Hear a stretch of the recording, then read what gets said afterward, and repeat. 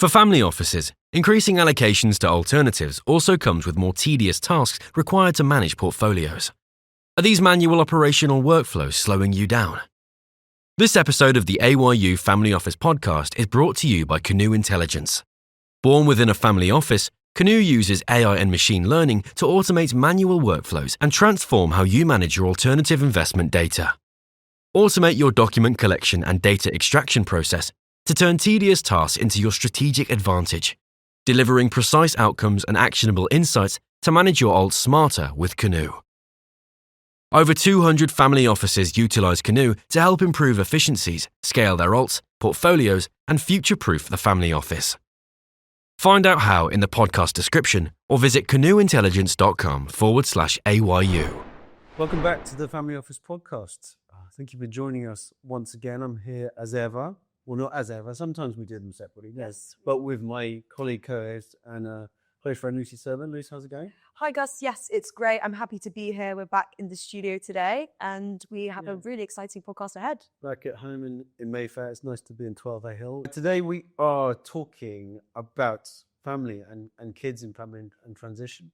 It's less about investment, and it's more about how parents look after their kids and really make sure that a family office's wealth and values, and I guess kind of individual values of those families come together. So we are not back into the shirt sleeve trope, which is of course not always true. We talk about that a bit on the podcast. Well, this was really interesting conversation with Jess McGawley, who runs Dallington. So yeah, what we're really talking about here is what's a family office's most important asset, and it comes down. I mean, the easy question is to parents, what's your most important asset? It's your kids. It's the most important thing, and in terms of investment, that often gets left behind. So Jess schooled us on this quite well, didn't you? Yes, exactly. So Jess it's very much talking about the psychology of wealth transfer, how she can essentially offer this mentorship and mediation between the next gen and the family office themselves. Really interesting conversation. Let's get into it.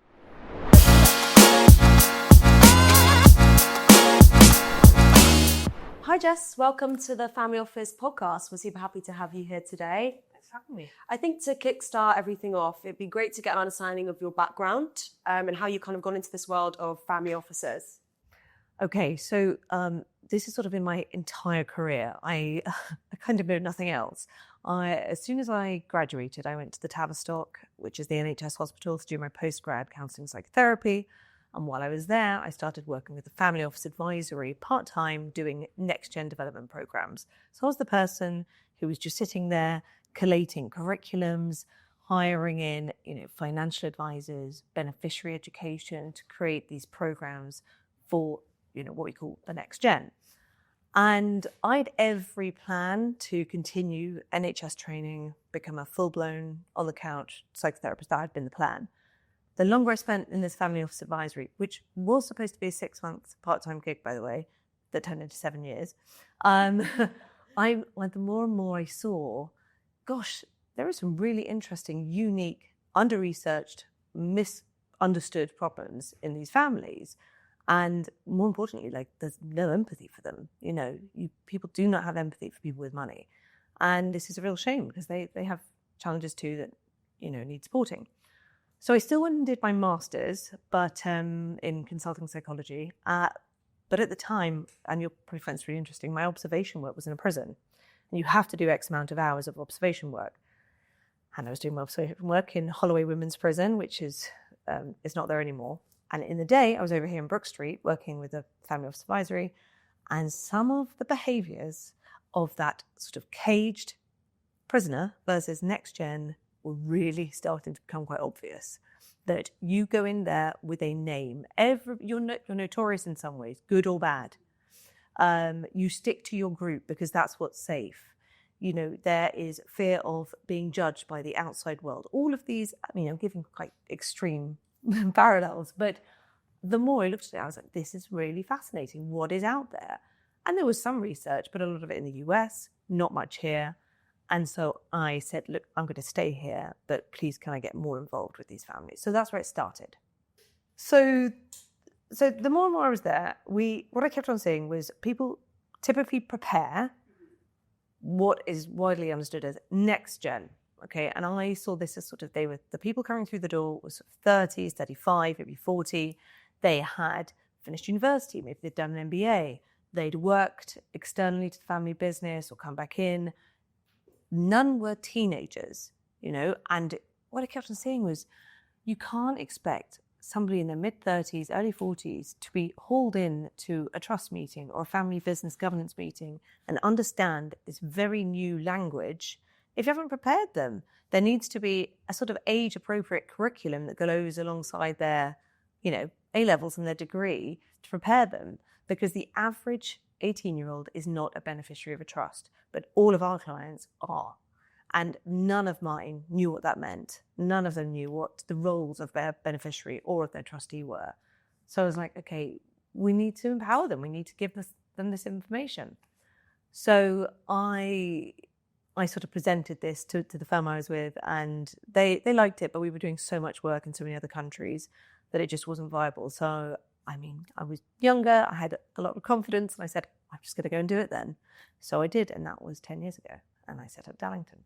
What I'm really interested here is that, and you kind of hinted at it with the kind of framing of how you got there, is that often with family offices, with wealthy families, their concern is so much on preserving that wealth and growing that wealth that is kind of assumed that the family will just kind of follow on from that. But there's a whole gap there where arguably looking after the next generation is preserving that wealth and growing that wealth. That's kind of where we're going, right? Absolutely. The phrase I always use is that family offices and successful parents are typically very, very good at preparing the wealth for the children. They are not very good at preparing the children for the wealth. And if you're not doing both at the same time, humans are the ones who make the mistakes. It tends not to be the paperwork. So you can have the best trust structure, constitution, charter. If the people receiving all of this paperwork aren't actually on board, get it, have worked out how to communicate with each other, what their inner conflicts are, even, dare I say it, the shame that they carry. A lot of young people who are born into wealth do not have the same relationship with the money that their parents or the first generation wealth creators have. And a big part of this, I think we need to all be honest about, is culture.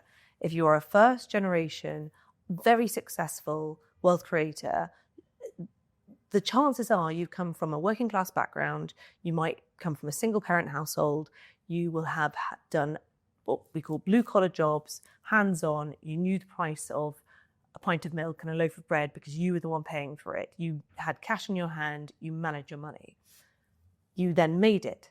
And with every best intention and from a place of love, you brought up your children in a different culture.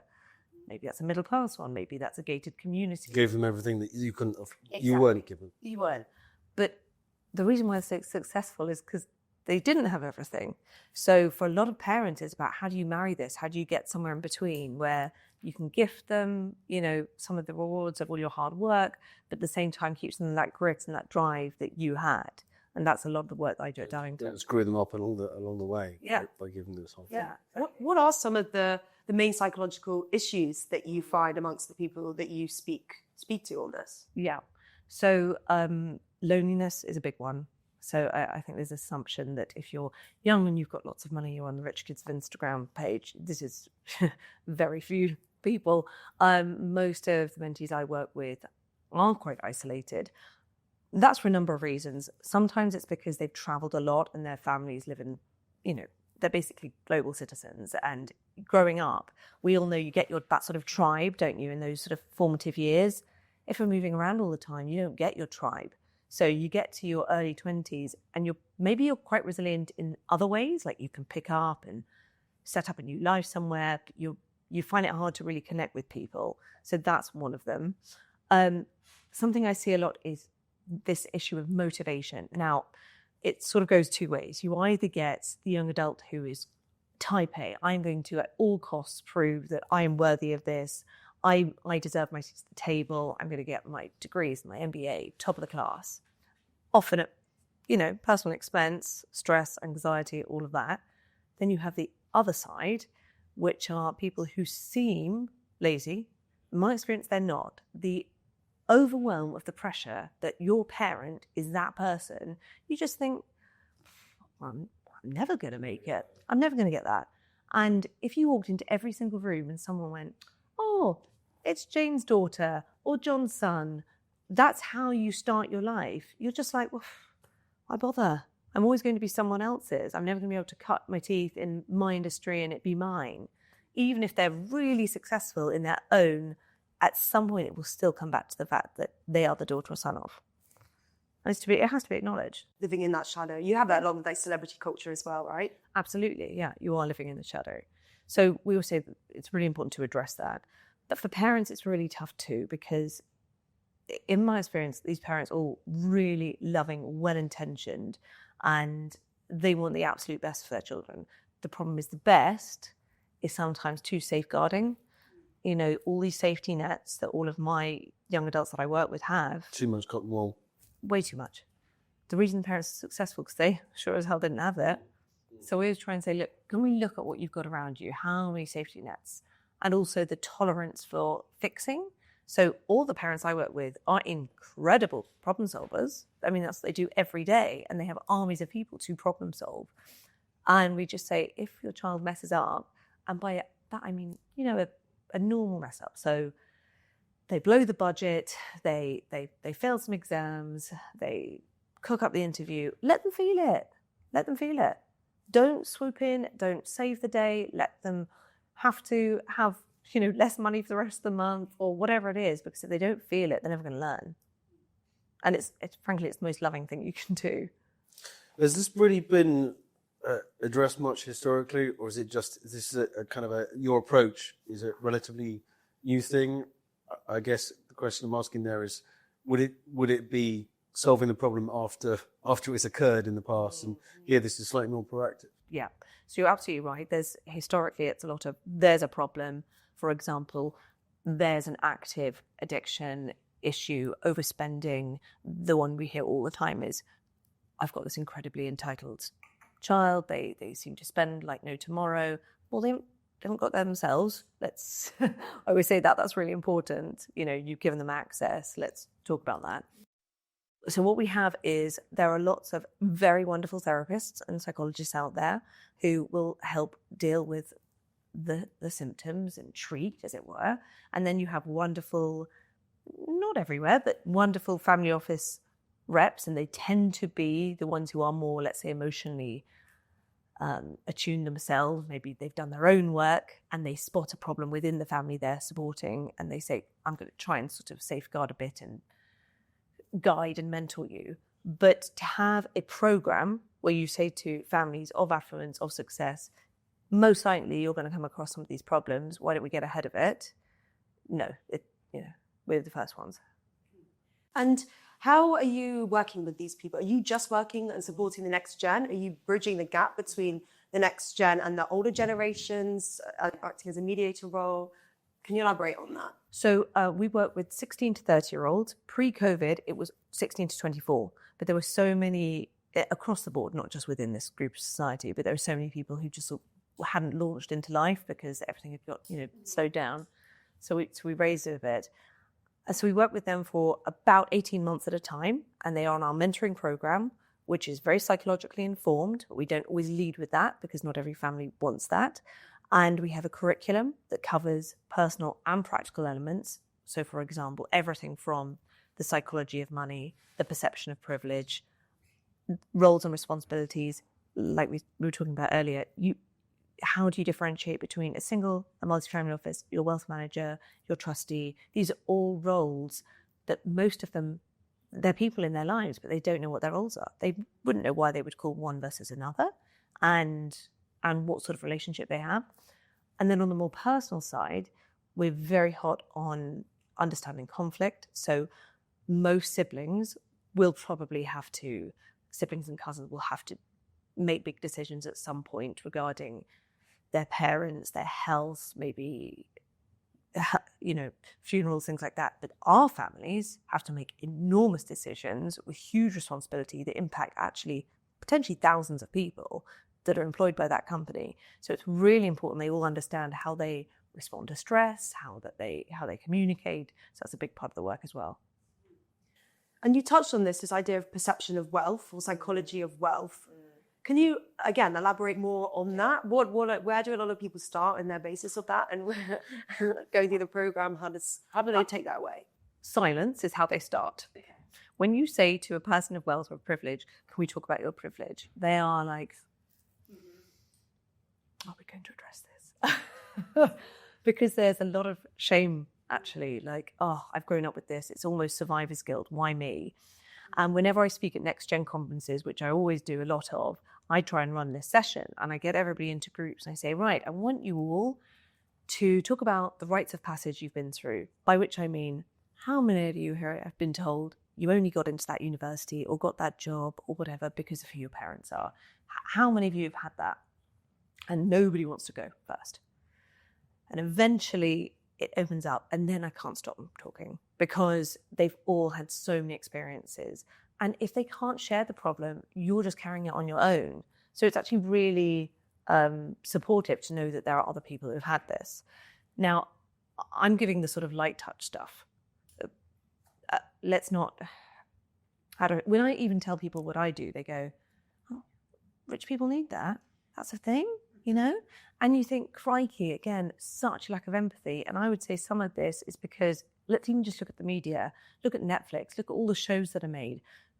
Billion, Succession, the one in the hotels, what's it called? White Lotus, The Perfect Couple. Everyone. There's a scene in Silicon Valley where one of the big tech co-founders is on stage and he looks down the camera and says, billionaires are people too. And it's the big comedy line in the whole thing. But it's true. It's true. And no one's going to listen to that. No one's going to accept it. It's general society. The rich. Exactly. But I, having worked with the young people who didn't choose that life, look, in any other area of society, we have empathy that if you were born into something, into a family, an area, a culture, a religion, anything that you don't feel aligned with, there's empathy for that. There's not if you've got money. And we have to look at it like that, because I have mentees who would never ever use a taxi, who would never go shopping on Oxford Street. They would, they just are so allergic to it. They want to get rid of the money as soon as possible. And that's something to address, of course, but we mustn't assume it's all golden. So I'd say the first step is of addressing it is you just say, this is really uncomfortable, isn't it? Should we unpack that? One of the bits that comes up regularly with us is the transition discomfort in going from mum, dad, family have built this. I want to be engaged. I want to be active. I want to take up the mantle. And so many of our family office members, I have this conversation on a weekly basis, is the son or daughter going, I want to start work. I want to start investing in this. I've got ideas I want to execute. I want to look more into ESG. I want to look more into philanthropy. And you've got the patriarch or the matriarch going, no, this is how it's done. This is how we've always done it. I know what I'm doing. And you get an aging parent or aging kind of structure there. And often the younger generation, and this is probably post 30, kind of getting into, they've got some experience there. You get, I've seen it in people's eyes of just like, I'm ready to go. I often I want to do some good in the world. Or that's often the thing, and they're stopped from doing it.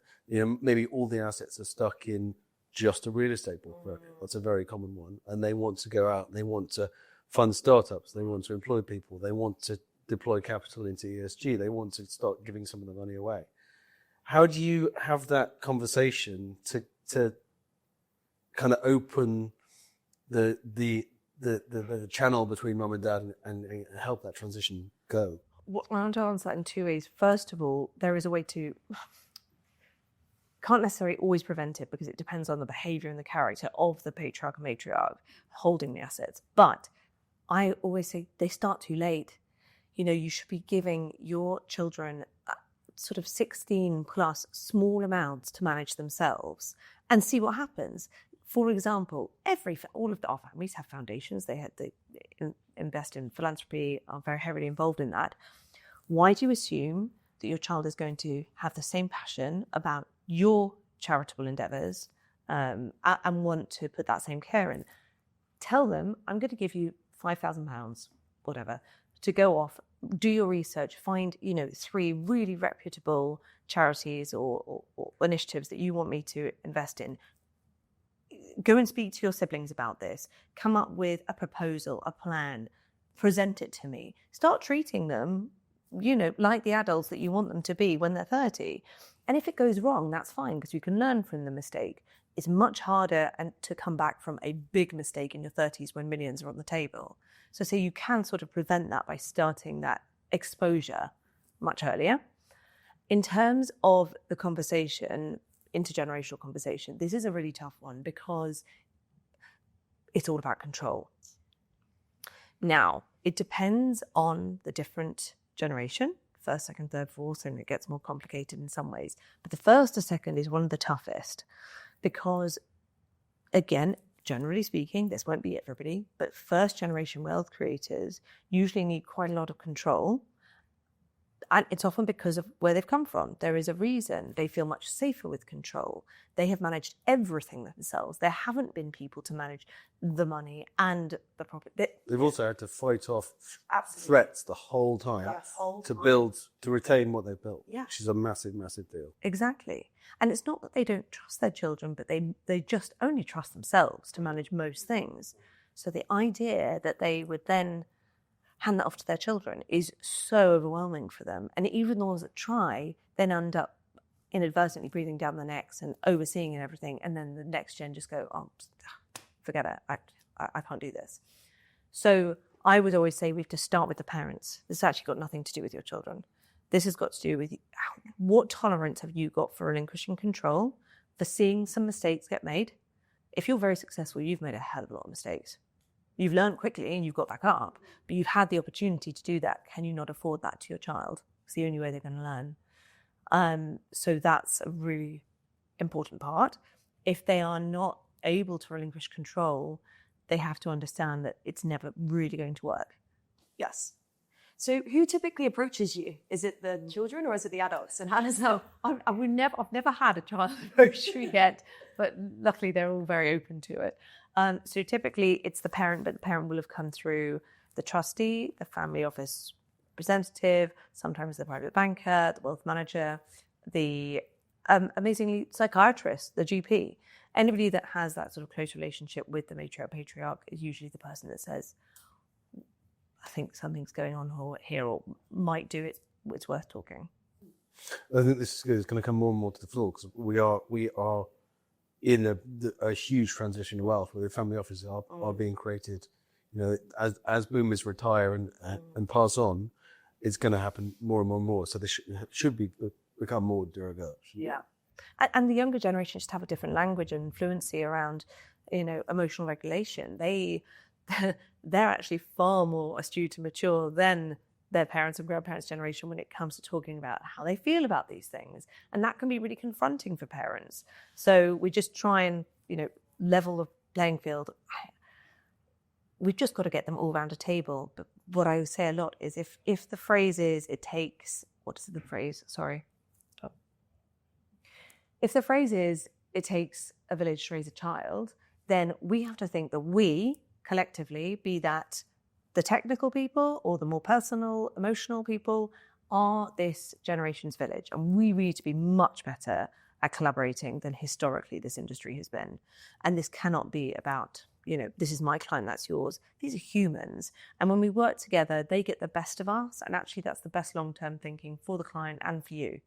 Yeah, I think that, I guess from an investment side of things, but applies holistically to family offices in general, is that co-investment and sharing knowledge is a major part of our everyday. Yeah. This really isn't any different at all. No, this is looking after your future. Right? Yeah. I know there's not one in the same situation, but what would a sort of success story look like? What would be your ideal outcome from going through this sort of mentorship program or working with you and your other peers and support in this industry?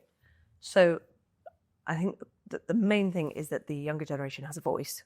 and not just a rehearsed one. They don't just know the right things to say, they say real things, and they are heard by their parents. I think that's number one, because if you are living under the shadow of very successful people and parents and advisors as well, the average family do not have this many advisors around them. You've got young people just really struggling to find their voice. So if they found their voice and they are heard, that's, number one. But on the whole, the average mentee comes to us and they tend to be slightly lacking confidence. They are maybe a bit reactive. And remember, that's age. Yes. I don't know about you guys. I was far more reactive in my 16 to... They're not so reflected. So they make quick decisions. They don't pause. They don't sleep on that email. It's gone. Those sorts of things.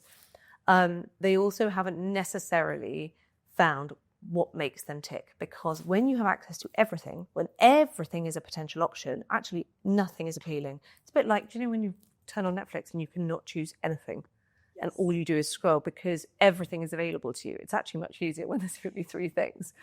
So it's the same, helping them really narrow down, what they're going to do in their 20s, if that's the age group that we're looking after them. Because I recommend all families, if there is a family business to come into, please go off, do your own thing for a minimum 5 years before you come back. It's so important to go off, cut your teeth somewhere else, build some confidence, make mistakes that aren't being, let's be frank, going back to your parent, being told. Because if you're doing those under the family business, you better believe your parent is finding out about all of them. That's no 20-something wants that. They have to go off and do it for themselves and then come back. We also do a lot of family work. So that means sort of every quarter minimum, we get parents and young adult and siblings, if they're involved in the process, around a table. And we talk about what is coming up, what areas of conflict need to be aired and discussed. But the thing that is maybe very different in my role to perhaps someone in the legal financial sphere is that I'm not there. I should not be there for the long term. You are always likely to have a family lawyer, financial advisor, trustee. They're long haul people. My role is to come in as temporary scaffolding, give you the tools so you can have better conversations at home in family dynamics, and then get her out, because there are too many hangers on. And that's one of the worst things I've seen about this industry is the gurus, the coaches, the guides that are there for, what are you doing? The best mentors, the best coaches, the best therapists, they see themselves out of a job. That's how it has to be. And so I always make that very clear from the beginning. And it also really helps that that's my ethos, because I'm not scared to say the uncomfortable thing to my client ever, because I'm not looking at them as being my only client. And presumably there's there's almost maybe an MOT mentality that they just come back in and check everything's. Yeah. I mean, I've been invited to some of my first mentees' weddings at the moment, which has been so lovely. We're still in touch. I'll happily catch up with them now and then. But on the whole, we come in, give you the tools that you need to have these conversations, make difficult decisions, and then we back off. I'd love to circle back to what you said, about the Netflix, all the options and stuff like this.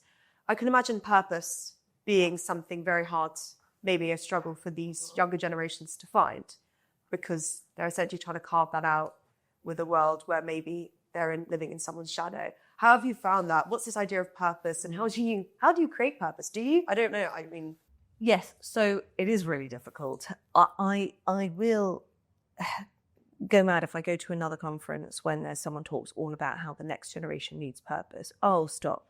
Of course they do. But if I said to you, your 16, 18-year-old self, you've got to find your purpose right now. I mean, your purpose right now is your rugby club, your date tonight, your holiday next week, your exams coming up. That's fine. Let them have the purpose that is right in front of them and really immerse themselves in that before giving them these huge, overwhelming purposes. Also, their parents, whoever the wealth creator was, typically had an abundance of purpose. It is very unlikely that the next gen are going to have that same level. So I always say to parents, really encourage whatever wild, amazing dreams they have, but just say you've got to back it up. Go for it, but back it up and stay consistent. And one of the best ways to give young adults from these affluent families purpose is to actually not allow them to chop and change. You know, too many times I've seen young people not stick with something because, you know what, it doesn't matter. They can leave a course, they can drop out, they can go to the next one, they can do 5 startups in a year of different things that they're interested in. If you're not really afraid of the failure, then Exactly. you're going to just keep Absolutely. thinking, oh, this wasn't perfect, I'm going to go again. Exactly. It is very powerful tool. Absolutely, run to failure. And this comes back to the safety nets. You know, you've let them feel it, because the most well-adjusted young adults I've ever worked with are the ones whose parents really let them feel it. How do you deal with, it's pretty much gone now, but primogeniture, going to the firstborn, everything goes to the firstborn. There's still a weight on the firstborn. How prevalent is that now? You know, most families now, do correct me if I'm wrong, most families now will be much more equal across the offspring, siblings. Does the firstborn still have that pressure? Is that still a reality? Where are we sitting on that today? I really wish it was a thing of the past. I think we maybe sitting here in London, that's what we see more here. But depending on the culture and nationality, I've seen it actually quite different. And I've run workshops and groups for my mentees when actually the female teens weren't. I didn't even know they existed. They weren't even invited to join. So that happens still. And we try and name it, but also I'm always conscious, who am I to contradict somebody else's culture and their practices? So I have to remind myself that I'm sitting here in London, in a very Western civilization, that, you know, it's not the same for everybody. So this is almost saying that they don't even necessarily have to be the eldest. It could just, you know, but eldest, the daughter, it could be the son that still maybe is handed over. Okay, interesting. But in terms of the eldest, yes, I think we do still see that, but not to the same degree. For me, the one I see is more about male versus female. Oh, I'd kind of like to expand on that a lot more. Is how, you know, if the pressure is on the firstborn or the son, depending on the culture in, having those siblings work together on something, especially, you know, acknowledging some of those biases which are there historically and still there currently. Are you helping those two collaborate? Because that can often be, you know, you get a black sheep or someone butting heads, especially if there are a number of siblings, which is often the case, more so in non-Western societies. That's a whole political mess to deal with, right? Oh, absolutely. One note on black sheep then. My experience of black sheep is that individual, whoever they are, always contains, and this probably sounds a bit psychological, but they contain the chaos for everybody else. It's so much easier to go, they are the problem. Oh, they're the difficult one in the family. But actually, they often are just represent lots of other things that are going in. It's much easier to, you know, siphon it off on them. They still a tether for the family because they're just, you know, putting it all there. That's interesting. So they play a vital role. They play a very vital role. I often say, when they say, what should we do? I've been in a situation when they've said, should we sort of cut them out of things, or do they need to go away somewhere? And I'm like, sure, but if they do, be prepared to deal with what's going to be here between you. Yeah. You found somewhere else. Yeah. Wow, I've never thought of it that way. It's very true. It's incredible. But yes, siblings, absolutely. And I mean, a big part of my role is always to name what's uncomfortable. Someone described me once, one of my old clients, wonderful mother, and she said, she referred me to her family friend, and she said, I'm introducing you to Jessica. She's not for everybody, but she'll get you results. And I was absolutely fine with that, because I'm not the person who's going to do nicey. You know, I'm coming in here to tell you honestly what I'm seeing. And if you aren't up for that, I'm not going to be the right person to guide you through it anyway, and that's okay. But with those sorts of situations, I will say, clearly, historically, the men in this family have been prioritized. Is that something we are openly talking about? And quite often there is like that, okay, someone's named it. Deathly silence, and then Yeah, okay, we can talk about it now. Yeah. I'd say most problems, certainly in Western culture, most problems that we have are things not being said. A conflict isn't people. Definitely an English problem or a Western culture problem. It's embarrassing to talk about money if you're English. We don't like to do it. Less so in America, but it's still awkward conversations, regardless of the size of the capital, actually, regardless of the size of the money. Oh yeah. I think that's probably across every family, regardless of that. Yeah. But I think that slither of hope there is that this kind of EQ you spoke about, emotional intelligence, especially this is a generational thing now, right? People are more open to talking about feelings and leaning on resources that they maybe would have been ashamed to before. This kind of bridges a nice gap where, because, a lot of this stuff historically, conflict and all this power, ego, that comes from a lot of deep-rooted psychological issues and traumas, right? Absolutely. And to come back to, talking about purpose, the other thing that everyone bangs on about is values. Stop. I strongly disagree that a group can have values. A group can care about things, but you cannot tell. And I say this having had company values and then going through the process of going, well, we all have our own values and they're valuable, but as a company, we're actually just doing this as an exercise. What I want to tell people is that how we behave. And as a family, it's very unlikely that all members are going to have the same values. What I would rather say is, tell me about yourselves. Tell me about how you function. Tell me about your history. Tell me about the business. I'll tell you your values. That, it's more the behaviors are what show you your values. Interesting. I like that a lot. Just drawing a massive Venn diagram. So how values cross over. Yeah. Shirt sleeves to shirt sleeves in 3 generations is a massive trope that's run out quite regularly. Yeah. Lots of people would say that that's because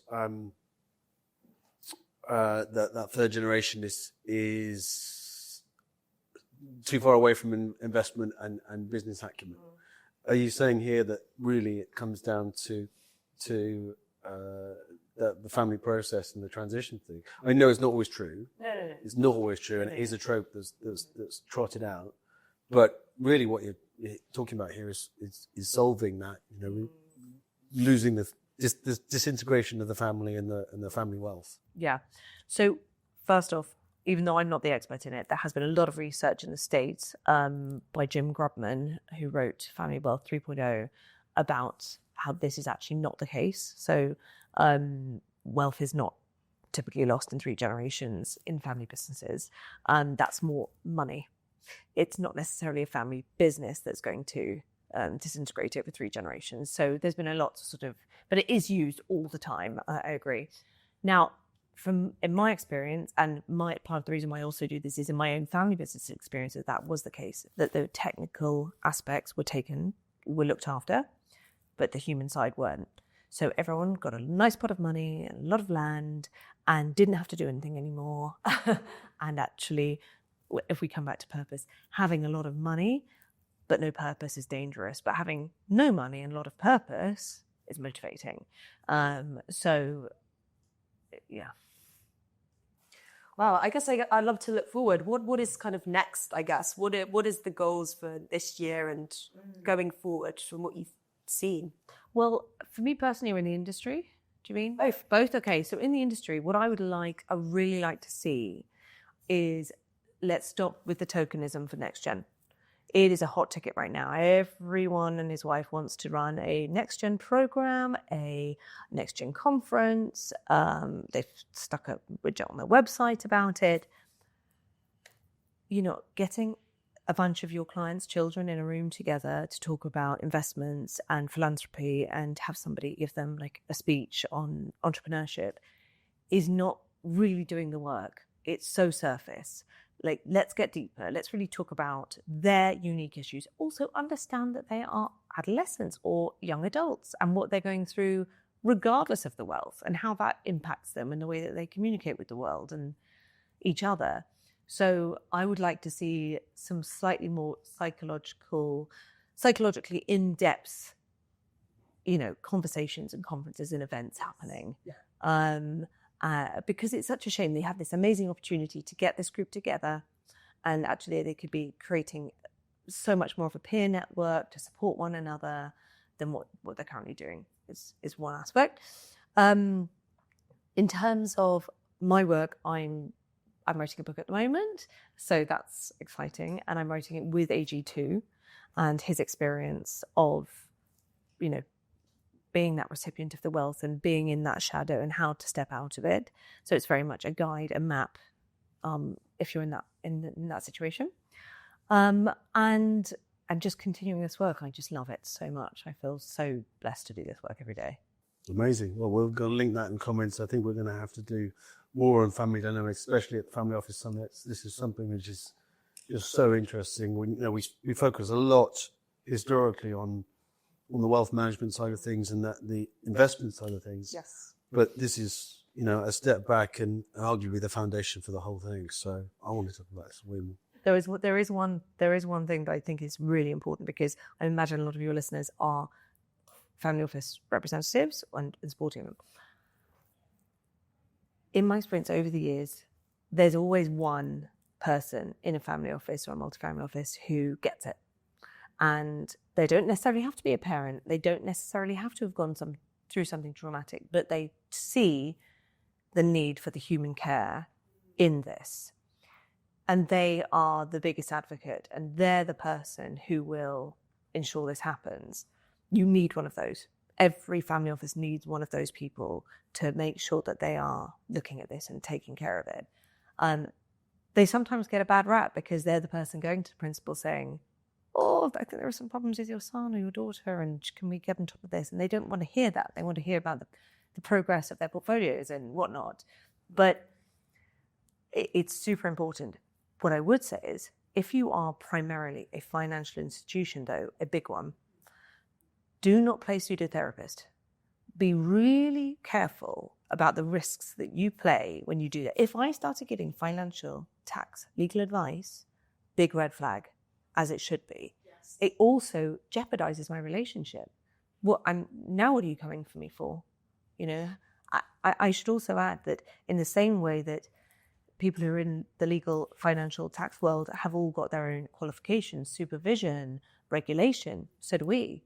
It's really important to, I understand what's going on in the world. I can talk to any one of my clients and listen to them about what's going on for them financially and legally. I'm not there to give advice.